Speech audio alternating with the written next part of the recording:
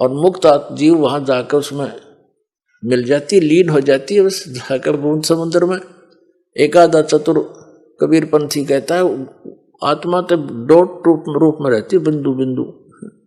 खाक देखा उन्होंने परमात्मा को, मूर्ख बना रखा।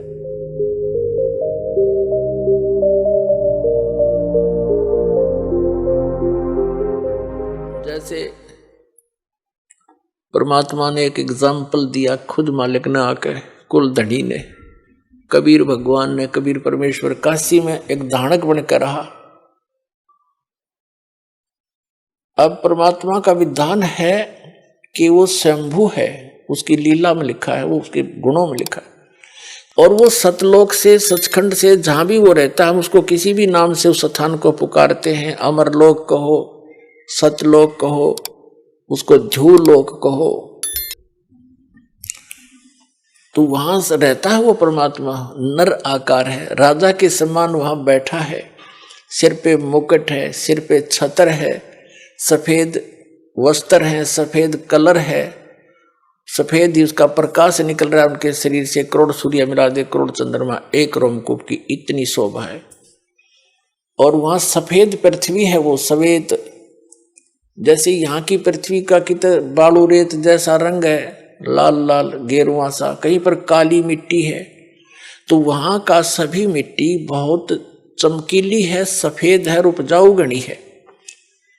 उस सतलोक ऐसा स्थान है, एक पृथ्वी है। और ये नकली जितने भी सतलोक के गुणगांव हैं, सचखंड बतावे हैं, ये राधा स्वामी पंथ, जय गुरुदेव पंथ, बिहानी जनोद वाला पंथ, ठाकुर वाला पंथ, किसी ने देख ले, कबीर पंथियों को देख लो इस दास के अतिरिक्त, कोरी उआबाई बकरे और जय गुरुदेव पंथ, और ये सच्चा सौदा सरसा वालों का, और जगमाल वाली वाला पंथ, ये सभी वहां कहते हैं वहां तो प्रकाश ही प्रकाश है, चेतन प्रकाश है।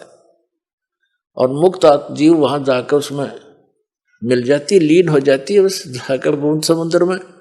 एकादा चतुर कबीर पंथी कहता है आत्मा तो डॉट रूप में रहती है, बिंदु बिंदु।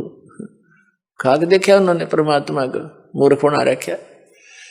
तो ये सभी अभी तक भ्रमित थे, इनका अनुभव निल था, इनका भक्ति विधि सही नहीं थी, इनका ज्ञान भी गलत था, इनके मंत्र भी गलत थे। पांचों नाम काल के जाप करें, बात करें सतलोक जान की, टिकट कटारे लोकल बस की, बात करें अमेरिका जान की या अमेरिका से भारत आने की।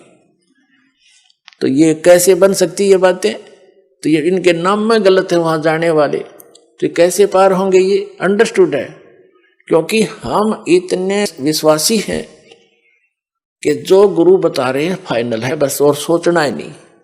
ना सोचो, वो शिवजाल भूत बन गया है, बुक्की में बोला अपनी शिष्या में, सारे तुम बोलोगे, और समझदार है उन्हें सोचना पड़ेगा और कल्याण कराना चाहिए। दास की प्रार्थना है, पाछे बनी सो बनी पीछे, अब शेष तो बच जाओ।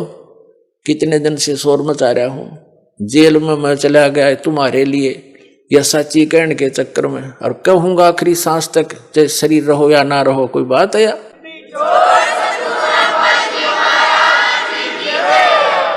असंग जन्म हो गया हमने धक्के खाते ने के बिरान माटी, और मुझसे नहीं देखी जाती, क्योंकि दास को वो ज्ञान भगवान ने दे दिया।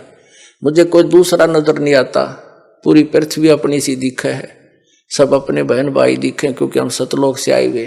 यहाँ काल ने हमें मूर्ख बनाकर आपस में लड़ा बिड़ा रखा है, हमारे साथ आपस में ये मनमुटाव रखता है। घर घर में कड़ा करवा रखी इसने, सास बहू की बनती ना, नंद बहू का लट्ठम लट्ठा, बाप बेटे का झगड़ा, पड़ोसी गेल झगड़ा, छोटे से बंटवारे पर, किसी किसी काम पर सारा दिन टेंशन ग्रत रखना, इनको दुखी सताना, दुखी करना उस काल का कर्तव्य है, उसका परम धर्म बन गया है कि ये भगवान के बच्चे हैं, इतना सताए दूं और वो भी दुख पाता रहेगा हमें दुखी देखकर।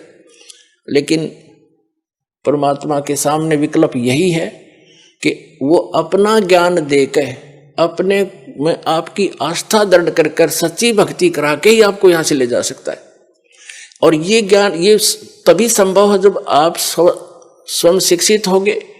तो अब शिक्षित करना पड़े आपको परमात्मा ने, और शिक्षित करके अब जितने भी संत थे, पंथ थे, धर्म मजहब थे, उनके सदग्रंथ भी विद्यमान हमारे पास, और उनका अनुभव वर्तमान के जितने भी कलियुगी संत महंत हैं, आचार्य शंकराचार्य हैं, किसी भी धर्म पंथ के, वो क्या हमें बता रहे हैं ये आपको मालूम है। और सदग्रंथ दास दिखा रहा है कि ये बताते निराकार भगवान को, किसी से बात कर लो, चाहे हिंदू है, चाहे मुसलमान, सिख या ईसाई है, कहते परमात्मा तो निरंकार है, वो तो निराकार है, वो तो प्रकाश ही प्रकाश है।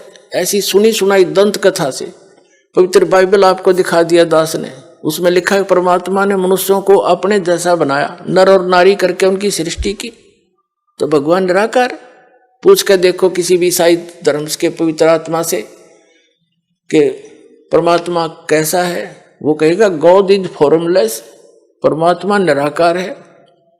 तो क्या खाक पड़ा उन्होंने पवित्र बाइबल को। फिर बाइबल को वो फाइनल मानते हैं, तो बाइबल में तो साकार लिखा परमात्मा, मनुष्य सदृश्य है।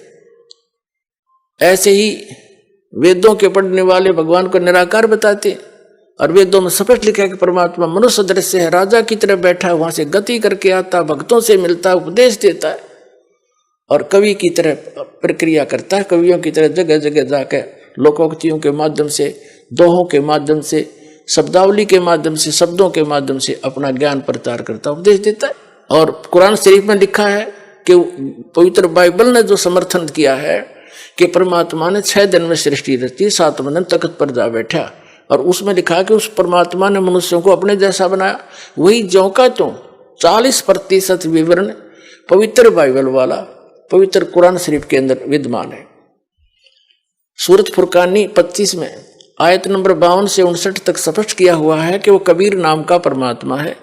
और कुरान शरीफ के ज्ञान देने वाला अल्लाह कहता है अपने पैगंबर हजरत मोहम्मद को कि आप इन काफिरों की बातों में मत आना, वो कबीर सुप्रीम पावर है, वो कबीर अल्लाह है, वो सर्वशक्तिमान है, सब कुछ कर सकता है, और इस वही है जिसने सबकी रचना करी, वो अपने बंधों के गुनाहों से खूब परिचित है।